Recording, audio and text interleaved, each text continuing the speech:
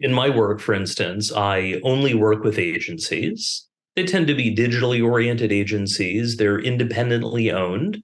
So the owners are involved in operating the agency, typically under 100 people.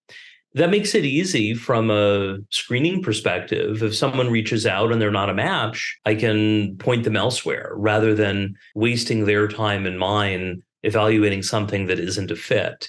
Reminder about this recently where I got an intro to a potential conference that wasn't quite an exact fit, but I could help. So I took the call, spoke with the conference organizer, and it was a very different conversation with the general conference versus an agency specific conference. I saw a version of that at a previous agency as an employee where we'd got an intro to a law firm.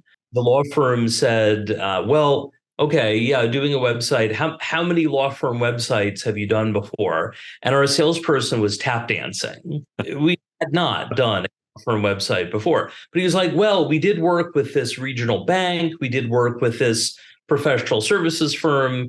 But I could imagine the law firm marketing director, who's a pretty sophisticated marketer, he'd been through quite a few launches at that point, was thinking, okay, great, but experts on this. Versus, I've worked with clients that only work with law firms in legal marketing, or even more niched than that.